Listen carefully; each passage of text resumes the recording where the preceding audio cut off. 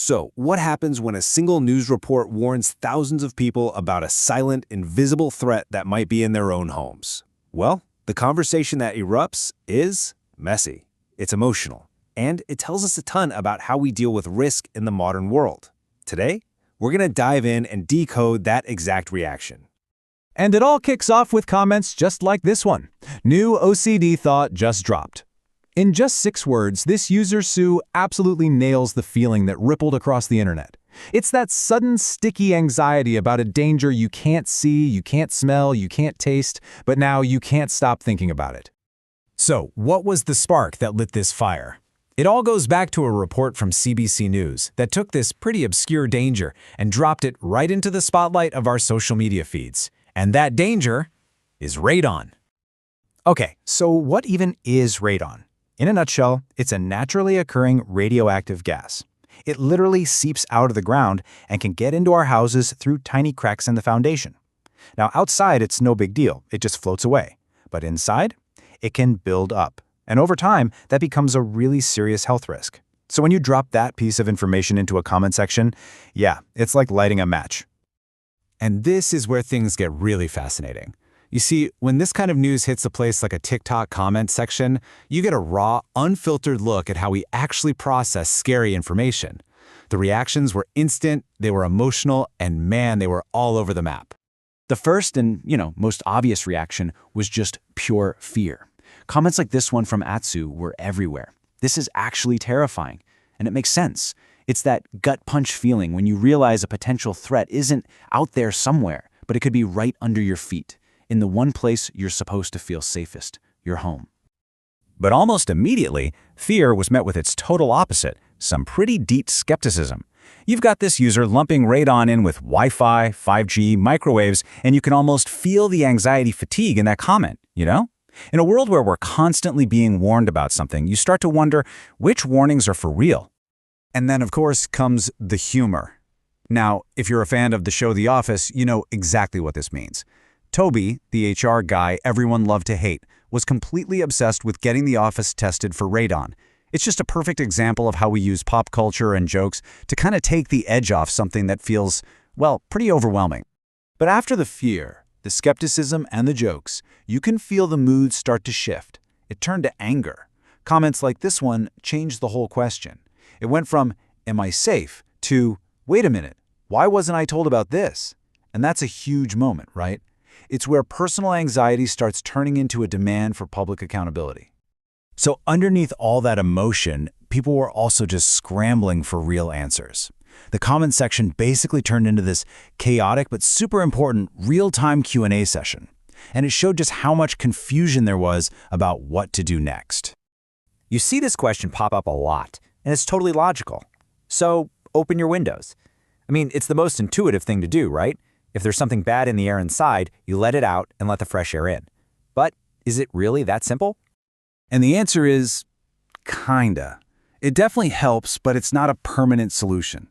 Opening your windows can lower the levels for a bit, but it doesn't stop the gas from constantly seeping in from the ground below. It's kind of like trying to bail out a boat that has a hole in it. You're just dealing with the symptom, not the actual source of the problem. And then you get a question like this, and you can just feel the parental anxiety jumping off the screen. She specifically mentions her son sleeping in the basement, which is often the place with the highest concentration.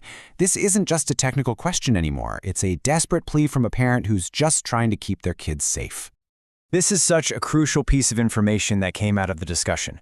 Your standard air purifier is great at catching particles, things like dust, pollen, smoke, but radon isn't a particle. It's a gas. The atoms are just way too small for a normal filter to catch. To really get rid of it, you need a specialized system that's designed to vent that gas from under your house safely to the outside. But this is where the digital town square gets really, really powerful. Because it didn't just create fear and confusion. It also generated solutions. The community itself started sharing what worked, sharing success stories, and turning all that collective panic into some serious collective empowerment. A comment like this one is an absolute game changer in a conversation full of anxiety. This user shares her actual numbers. Her levels were 300, she installed a pump, and now they're down to 10. That is concrete, hard proof that this is a solvable problem. It takes an invisible, scary threat and turns it into something you can actually measure and, most importantly, fix. So after all the back and forth, the discussion pretty much boiled down to this clear 3-step plan. Number 1, test your home. Number 2, analyze the results. And number 3, if your levels are high, you mitigate. It's a simple, actionable plan that puts the control right back into your hands. And how awesome is this tip? Seriously, this is a perfect example of community-sourced knowledge. The idea that you might be able to just borrow a detector from your local library, that makes the crucial first step, testing, so much more affordable and accessible for everyone. This is crowdsourcing at its absolute best. But the conversation didn't just stop at what individuals could do. It started to scale up. People began zooming out from their own basements and looking at the bigger picture, asking, why is this such a widespread problem and who's ultimately responsible for fixing it? This comment from Leah Martell really struck a chord. You can tell by all the likes. She's voicing what a lot of people were thinking. If this is a known public health risk, why is the burden and the cost all on individual homeowners to figure it out? It's a really powerful call for a more systemic, public health style approach. And then another user takes it even one step further, pointing toward prevention. The argument here is that we shouldn't just be reacting to radon in houses that are already built, we should be preventing it from ever becoming a problem by having better building codes for new homes, solving the problem before it even starts. So in the end, the whole chaotic online debate really brought the issue into sharp focus. It's not an either-or situation. It's about tackling the problem on two fronts at the same time: the immediate, individual actions we can all take to protect our own families, and the much larger systemic changes we need to protect everybody. And all of this really leaves us with one last, pretty big question to chew on. This whole conversation was kicked off because new information made an invisible danger visible, which forces us all to ask ourselves, is an invisible danger still a danger if we just choose not to look?